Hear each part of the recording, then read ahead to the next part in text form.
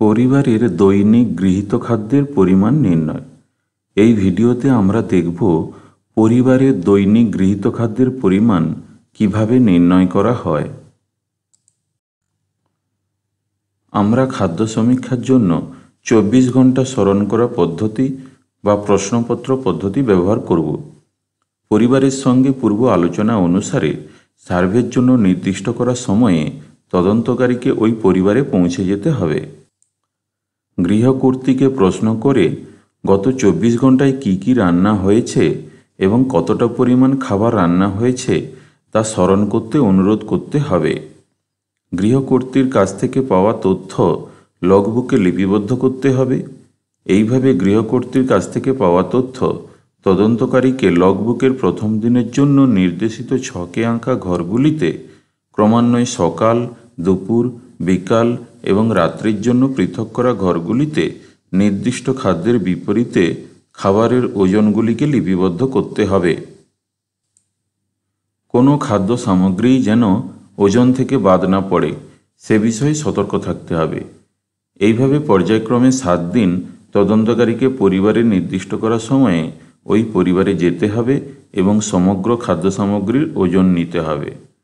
তথ্য গ্রহণ যেসব দিনে লগবুকে লিপিবদ্ধ করা হয়েছে তার সঠিক তারিখ তালিকার নিচে লিখে রাখতে হবে এবং স্বাক্ষর করতে হবে। তথ্য সংগ্রহ যে শিক্ষকের তত্ত্বাবধানে পরিচালিত হচ্ছে সেই শিক্ষকের পর্যালোচনার পর শিক্ষকের প্রতি স্বাক্ষর করাতে হবে। তোমাদের বোঝার সুবিধার জন্য আমি একটি পরিবারের গৃহকর্ত্রীর সঙ্গে কথা বলে ওই পরিবারের খাওয়া 7 দিনের খাদ্য সামগ্রীর নাম ও ওজন লিপিবদ্ধ করেছি এবং এই ভিডিওতে তা দেখাবো। এর আগের ভিডিওতে আমি ওই পরিবারের সকল সদস্যের প্রাথমিক তথ্য প্রদান করেছি। এটা খাদ্য সামগ্রী লিপিবদ্ধ করার প্রথম দিনের ছক। প্রথমে ছকের উপরে সমীক্ষার দিন ও তারিখ উল্লেখ করতে হবে। এখানে আমরা দেখতে পাচ্ছি যে ছকের প্রথম কলামে খাওয়ার সময়কে 4 ভাগে ভাগ করে দেখানো হয়েছে: সকাল, দুপুর, বিকাল এবং রাত্রি। অন্যান্য কলামগুলিতে খাদ্য সামগ্রীর নাম ও পরিমাণ উল্লেখ করার জন্য ঘর আছে। এই ঘরগুলিতে কোন সময় কি খাবার খাওয়া হচ্ছে এবং কতটা পরিমাণ খাওয়া হচ্ছে তা লিপিবদ্ধ করতে হবে। শেষে নিজে স্বাক্ষর করে যে শিক্ষকের তত্ত্বাবধানে এই সার্ভে হচ্ছে সেই শিক্ষকের স্বাক্ষর করাতে হবে। একই রকম 7 দিনের ছক পরপর দেওয়া আছে। আমি যে পরিবারের খাদ্য সমীক্ষা করেছি ওই পরিবারের গৃহকর্ত্রীর কাছ থেকে পাওয়া তথ্য পরপর 7 দিনের ছকে প্রদান করেছি। এটা খাদ্য সামগ্রী লিপিবদ্ধ করার প্রথম দিনের ছক। প্রথমে ছকের উপরে সমীক্ষার দিন ও তারিখ উল্লেখ করেছি। পরিবারের গৃহকর্ত্রীর দেওয়া তথ্য অনুসারে সকালবেলায় ওই পরিবারের সকল সদস্য অর্থাৎ 5 জন সদস্যই ছোলা ভাজা, বাদাম ভাজা ও চানাচুর দিয়ে মুড়ি খেয়েছিল। মুড়ির পরিমাণ বের করার জন্য আমি একটি পন্থা অবলম্বন করেছি। প্রত্যেক পরিবারে মুড়ি ও চাল পরিমাপ করার জন্য বিভিন্ন রকম কাপ বা সিলিন্ডার ব্যবহার করা হয়। 1 কাপের মুড়ি ও চালের পরিমাণ একবার বের করে নিলে পরের কাজ সহজ হয়ে যায়। পরের দিনগুলিতে গৃহকর্ত্রীর কাছ থেকে শুধু জেনে নেওয়া যে কত কাপ মুড়ি ও চাল ব্যবহৃত হয়েছে। এর জন্য আমি 1 কিলোগ্রাম মুড়িকে একটি পরিষ্কার কাপড়ের উপর ঢেলে দিয়েছি। এরপর ওই পরিবারে ব্যবহৃত মুড়ির কাপে মুড়ি ভর্তি করে যে ড্রামে মুড়ি থাকে তার মধ্যে ঢালতে থাকলাম। এইভাবে সমস্ত মুড়ি কাপে করে ড্রামে দেওয়ার জন্য কতবার কাপটি ব্যবহৃত হয়েছিল 1 কিলোগ্রামের সঙ্গে সেই সংখ্যা ভাগ করলে প্রতি কাপে মুড়ির ওজন পেয়ে যাব। একইভাবে 1 কাপে চালের ওজনও পাওয়া যাবে। এইভাবে ছোলা ও বাদামের ওজনও পাওয়া যাবে। এরপর 4 জন সদস্য দুধ চা খেয়েছিল। ছকে সমস্ত খাদ্য সামগ্রীর নাম ও পরিমাণ লিপিবদ্ধ করেছি। দুধ চা কি উপকরণ দিয়ে বানানো হয়েছিল এবং প্রত্যেকটা উপকরণ কতটা পরিমাণ ব্যবহার করা হয়েছিল তা এখানে উল্লেখ করেছি। প্রত্যেক সদস্যের জন্য 150 ml চা বরাদ্দ ছিল। চারজন সদস্যের জন্য মোট 600 ml চা বানানো হয়েছিল। 600 ml চায়ের জন্য 300 ml দুধের সঙ্গে 300 ml জল যোগ করা হয়েছিল।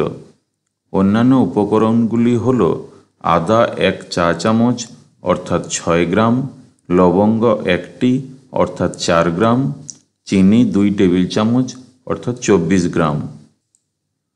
সমস্ত উপকরণ ছকের সকালবেলার ঘরগুলিতে লিপিবদ্ধ করেছি। 1 চা চামচ আদা, 1টি লবঙ্গ এবং 1 টেবিল চামচ চিনির পরিমাণ আমি কমন কিচেন মেজারমেন্টের টেবিল থেকে নিয়েছি। ওই টেবিলে আছে 1 চা চামচ আদার পরিমাণ 6 গ্রাম, একটি ছোট লবঙ্গের কোয়ার ওজন 4 গ্রাম এবং 1 টেবিল চামচ চিনির পরিমাণ 12 গ্রাম। এই ভিডিওর ডেসক্রিপশনে কমন কিচেন মেজারমেন্টের টেবিলের একটি লিঙ্ক দেওয়া আছে। তোমরা এই লিঙ্কে ক্লিক করে পিডিএফটি ডাউনলোড করে ওপেন করলে দেখতে পাবে যে বিভিন্ন খাদ্য সামগ্রীর নামের সঙ্গে তাদের গড় পরিমাণ এবং রান্নাঘরে ব্যবহৃত চা চামচ এবং টেবিল চামচে বিভিন্ন মশলার পরিমাণ কত তা দেওয়া আছে। দুপুরবেলায় ওই পরিবারের সকল সদস্য অর্থাৎ 5 জন সদস্যই ভাত খেয়েছিল।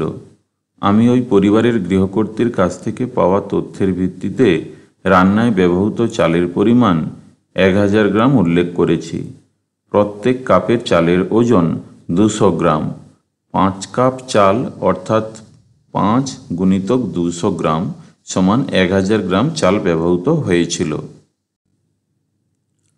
ভাতের সঙ্গে মুগ ডাল, কাতলা মাছের ঝোল এবং পটলের তরকারি খাওয়া হয়েছিল।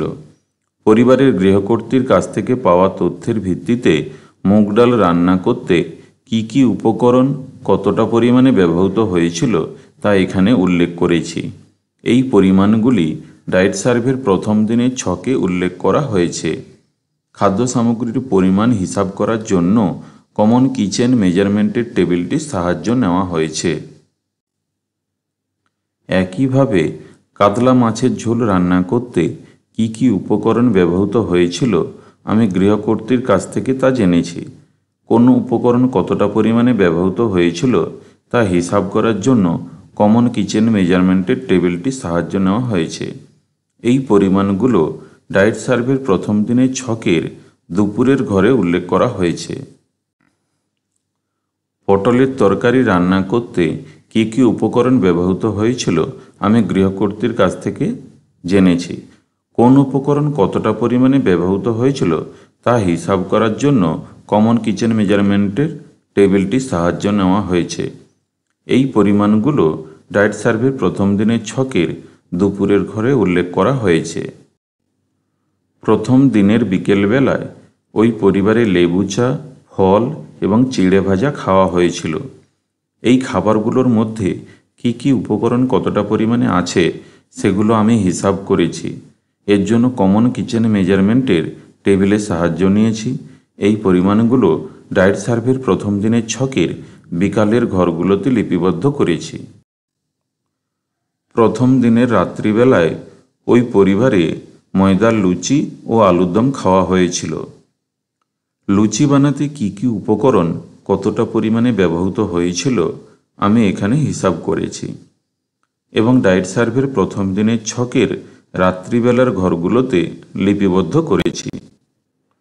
আলুর দম বানাতে কি কি উপকরণ কতটা পরিমাণে ব্যবহৃত হয়েছিল আমি এখানে হিসাব করেছি এবং ডায়েট সার্ভের প্রথম দিনের ছকের রাত্রিবেলার ঘরগুলোতে লিপিবদ্ধ করেছি। প্রথম দিনের তথ্য সংগ্রহের কাজ শেষ হলে ডায়েট সার্ভের প্রথম দিনের ছকের শেষে তদন্তকারী হিসাবে আমি স্বাক্ষর করেছি এবং যে শিক্ষকের অধীনে আমি সার্ভে করেছি ওনার প্রতি স্বাক্ষর করানো হয়েছে। এইভাবে আমি ওই পরিবারের গৃহকর্ত্রীর সঙ্গে 7 দিন কথা বলে 7 দিনের বিভিন্ন সময়ে ওই পরিবারে কি কি খাওয়া হয়েছে জেনেছি এবং কোন উপকরণ কতটা পরিমাণে ব্যবহৃত হয়েছিল তা কমন কিচেন মেজারমেন্টের টেবিলের সাহায্য নিয়ে আমি হিসাব করেছি। কোন খাবারে কি কি উপকরণ কতটা পরিমাণে ব্যবহৃত হয়েছিল সেগুলি এখানে দেখা যাচ্ছে। ওই পরিমাণগুলি ডায়েট সার্ভে ছকের নির্দিষ্ট ঘরগুলিতে লিপিবদ্ধ করা হয়েছে।